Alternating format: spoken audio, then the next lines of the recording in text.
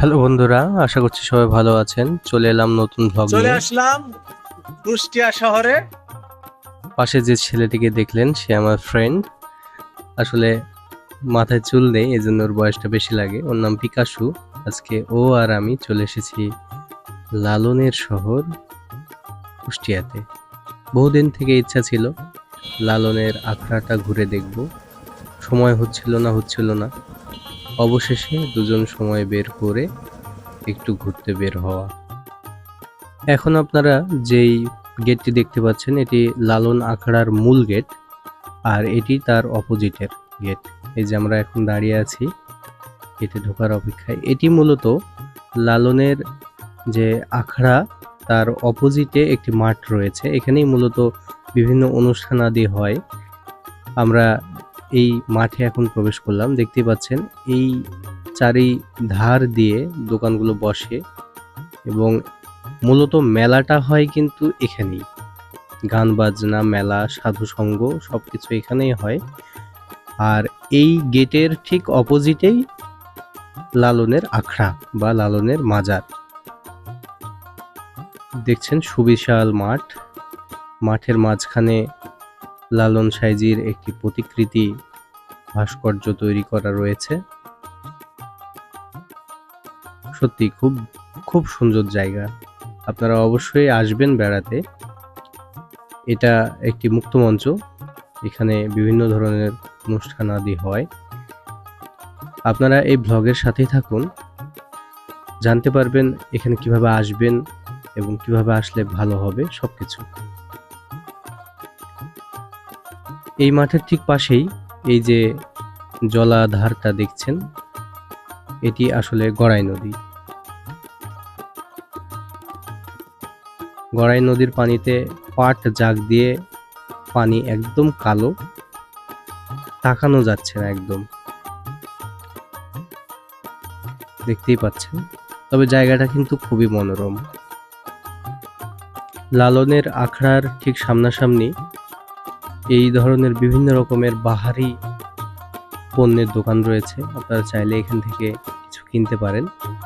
আমি মূলত কিনেছি একটি ডুগডুগি আর আমার সোনামণির জন্য একটি একতারা। সেটি এই ভিডিওতে নেই। দেখতেই পাচ্ছেন কি সুন্দর সুন্দর সব মাটির এবং বিভিন্ন বাহারি সব পণ্য, মাটি, কাঠ, বাঁশ, বেত, পাট, বহু কিছু। এই যে নারকেলের হুকা, জিপসি, প্লাস্টিকের খেলনা, মানে নানাবিধ। চলুন আমরা একটু আখড়ার ভেতরে ঢুকি, লালনের মাজারের ভেতরে ঢুকি আর কি। এটাই লালনের মাজারে ঢোকার মূল ফটক। আমরা এখন মূল ফটক দিয়ে ওই যে দেখা যাচ্ছে সাদা গম্বুজ আকৃতি, ওটাই মূলত লালনের মাজার। এবং ঠিক ওখানেই লালন সহ তার বিভিন্ন শিষ্য, যারা পরবর্তীতে লালন ধর্মকে বয়ে নিয়ে গেছেন, তাদের সমাধির সৌধ করা রয়েছে। জায়গাটা খুবই মনোরম, আমি ঘুরে খুবই মজা পাচ্ছি। আপনারা চলে আসুন একদিন সময় করে। এই যে এটাই সেই মাজার। মাজারের ঠিক সামনে একটি দোতারার ভাস্কর্য তৈরি করা হয়েছে। আপনারা শুনতে পাচ্ছেন কিনা জানি না, আমি কিন্তু ভেতর থেকে গানের আওয়াজ পাচ্ছি। চলুন শুনে আসি।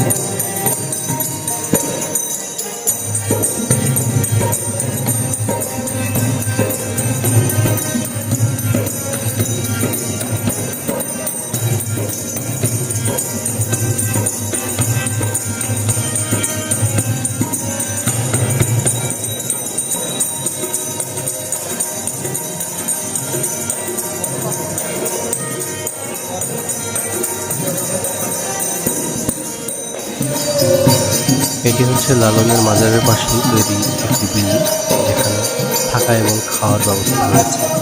তবে এটি সবার জন্য কিনা আমি জানি না।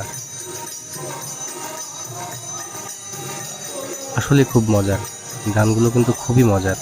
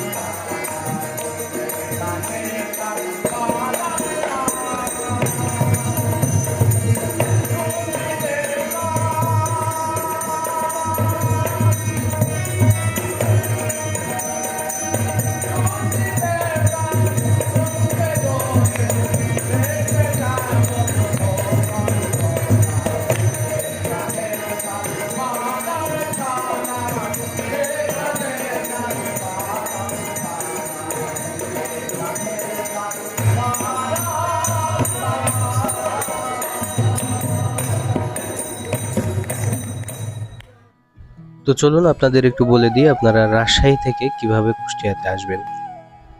রাজশাহী থেকে আসতে গেলে আপনাকে ট্রেনে আসলে সব থেকে ভালো হবে। আপনারা মধুমতি এক্সপ্রেস ট্রেনটি ধরে নেবেন। সকাল 6:40-এ ট্রেনটি ওখান থেকে ছাড়ে এবং কুষ্টিয়াতে এসে পৌঁছায় মোটামুটি 11:30-12টা নাগাদ। দুপুর 12টায় কুষ্টিয়াতে নেমে সেখানে খুব সুন্দরভাবে সারাটা দিন অতিবাহিত করে আবার সন্ধ্যায় কুষ্টিয়া থেকে মোটামুটি 10 কিলোমিটার দূরে পোড়াদহ নামে একটি জংশন আছে, সেখান থেকে সন্ধ্যা 7:45-এর একটি আন্তনগর ট্রেন ধরে, সেই ট্রেনের নাম সাগরদাড়ি, সেই ট্রেনটি ধরে আপনারা সুন্দর আবার মোটামুটি রাত 10টা 10:30 নাগাদ রাজশাহী পৌঁছে যেতে পারবেন। মানে একদিনের ট্যুরের জন্য যারা আসবেন তাদের একটি খুব সুন্দর একটি প্ল্যান হয়ে যাবে, খুব সুন্দর একটু ঘোরা হয়ে যাবে। তো আপনারা এই সুযোগটা অবশ্যই হাতছাড়া করবেন না। সময় পেলেই একদিন আপনার ব্যস্ততম সময় থেকে একটা দিন বের করে আপনারা এই প্ল্যানটা কিন্তু করেই ফেলতে পারেন। আর হ্যাঁ, সন্ধ্যা 7:45-এর আগেও কিন্তু পোড়াদহ থেকে লোকাল ট্রেন পাবেন, যেটাতে কাটা কাটা ভাবে একটু সময় বেশি লাগবে কিন্তু ভাড়া কমবে। তো এরকম ভাবে আপনারা চলে আসতে পারবেন। তো আজকের মতো এখানেই শেষ করছি। আমার ভিডিওর সাথে থাকার জন্য সবাইকে ধন্যবাদ। ভালো থাকুন।